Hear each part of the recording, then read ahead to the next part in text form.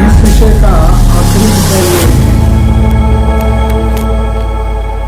कि ब्राह्मणों ने राम के नाम से बैकवर्ड कास्ट के लोगों के अंदर जगह तो बना लिया, मगर राम को आधार बनाकर ब्राह्मणों ने राम का ही चरित्र हनन कर दिया।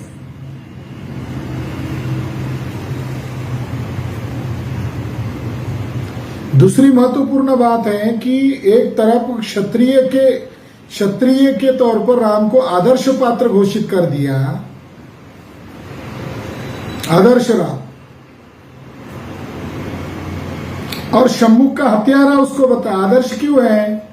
तो वर्ण व्यवस्था को लागू करता है। ब्राह्मणों के आदर्शपन का मापदंड क्या है? तो ब्राह्मणों की वर्ण व्यवस्था को लागू कर रहा है, इसलिए राम को आधार बनाया।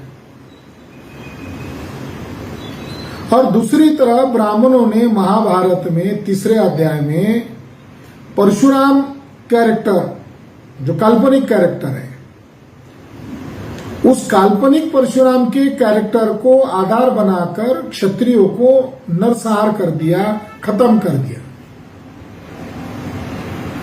21 बार पृथ्वी क्षत्रिय की,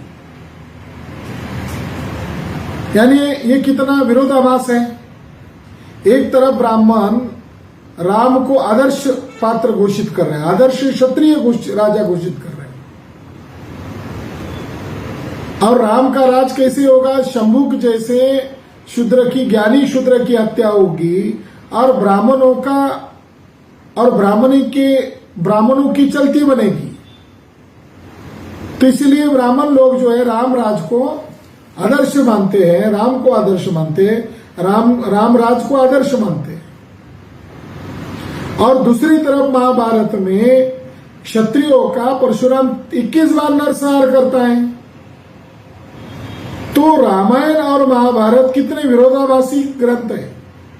एक तरफ रामायण में क्षत्रियों का उदात्तीकरण करने के लिए राम को आदर्श पात्र के तौर पर स्थापित किया, मगर राम का चरित्र हनन करके स्थापित किया।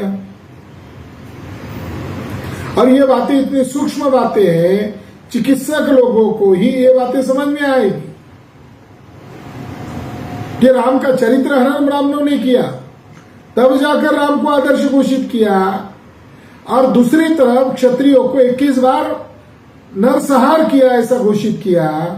तो ब्राह्मणों का इन दोनों ग्रंथों के द्वारा क्षत्रियों का उदात्तीकरण किया है या क्षत्रियों को पतित घोषित कर दिया है।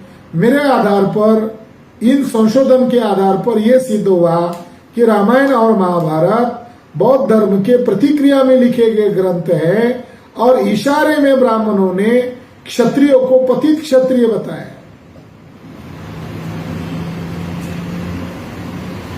तो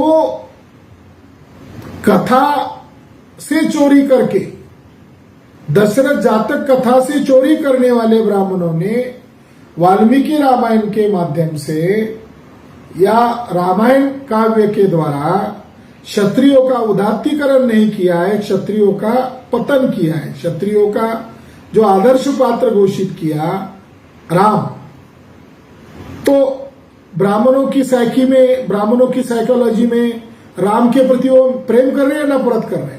उनके माइंड में बोधिसत्व राम है, जो आदर्श है, जो अपने पिता के उसूलों पर चलने वाला है, अपने भाइयों को लड़ा नहीं रहा है, अपने भाइयों को समझा रहा है, और 10 धम्मोपदेश के द्वारा अनित्यता का बोध करा रहा है, यानी बुद्धिज्म का बोध करा रहा है। इसलिए बोधिसत्व राम आदर्श है। मगर वाल्मीकि रामायण का राम जो है वो वर्ण व्यवस्था को लागू कर रहा है, भाइयों को लड़ा रहा है।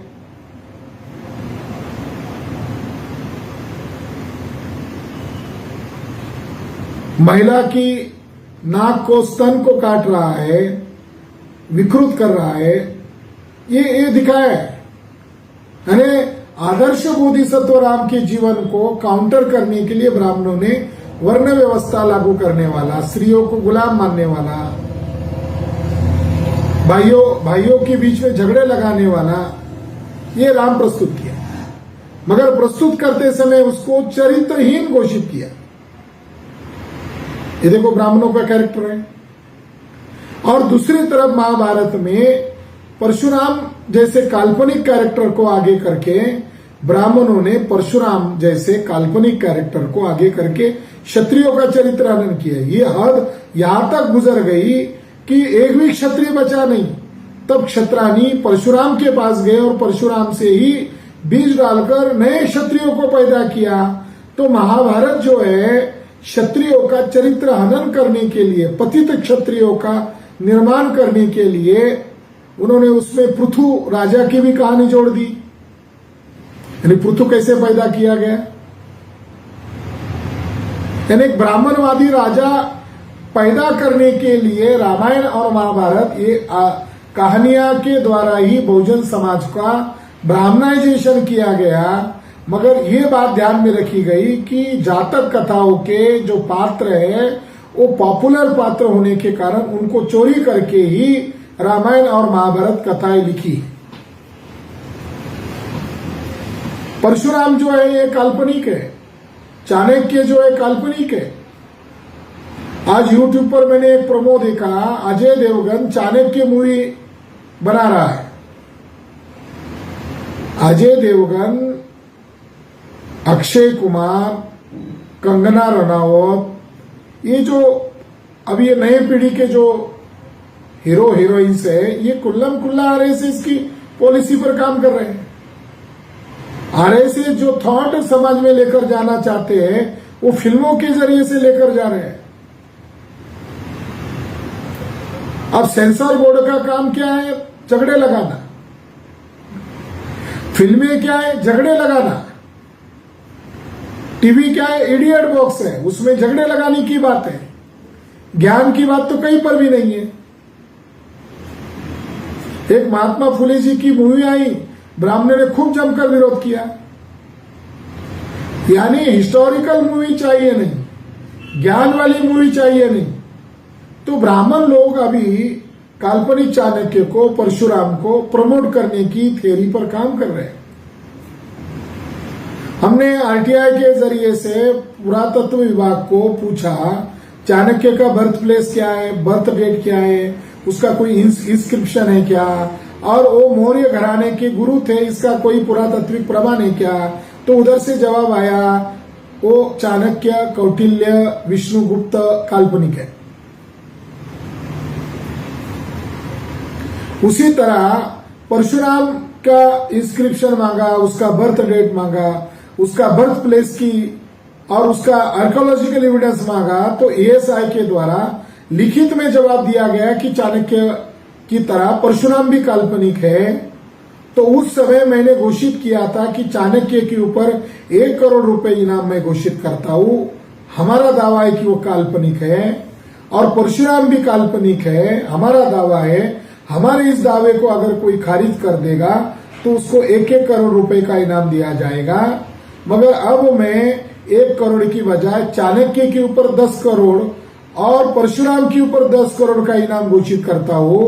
तो ब्राह्मणों में बहुत पंडित विद्वान ब्राह्मण कहते हैं, उनके लिए अवसर है कि वो हमारी बात को खारिज करें।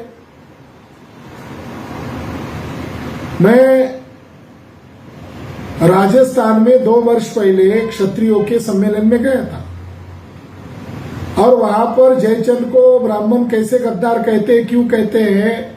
और जयचंद्र राजा बौद्ध राजा था और उन्होंने महाबोधि महाविहार को प्रोटेक्शन दिया था, रिनोवेशन दिया था, धम्मदान दिया था और उसका गुरु एक भिक्खु था।